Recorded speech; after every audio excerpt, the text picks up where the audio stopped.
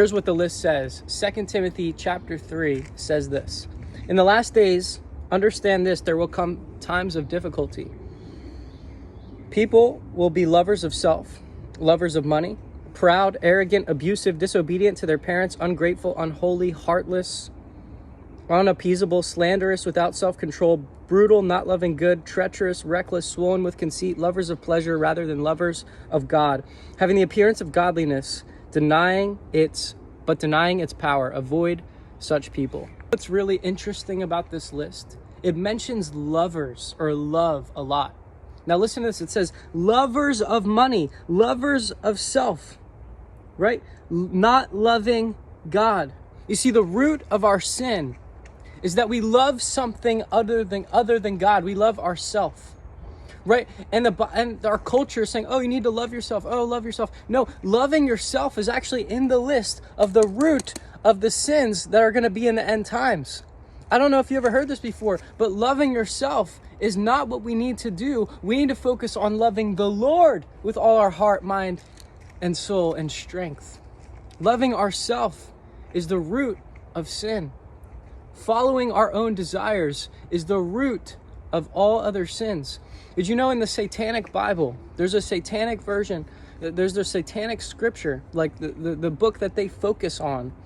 And in that Bible, in that unholy book, the great commandment in the Holy Bible is to love the Lord with all your heart, soul, mind, and strength. The great commandment in the Satanic Bible is do what you want, and that is the whole of the law. So basically it's saying, do whatever you want, and then you fulfilled the law. That's the satanic agenda.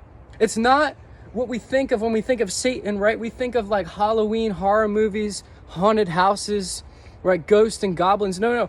Satan, he works in selfishness, getting your mind off of things above and onto the natural realm. That is how you follow Satan. That's what Jesus said to Peter.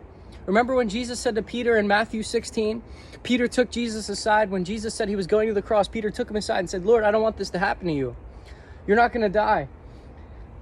Far be it from you, from this to happen to you, Lord. And Peter began to rebuke him, and Jesus pulled him aside and said, get behind me, Satan. For you're not setting your mind on the things of God, but the things of man. You see, what Jesus called was satanic, was setting your mind on the things of man, not the things of God. That's powerful. You know, in James chapter 3, it says wisdom that's from the earth, wisdom from below, is earthly, unspiritual, and demonic. Wisdom that's not according to this word is demonic.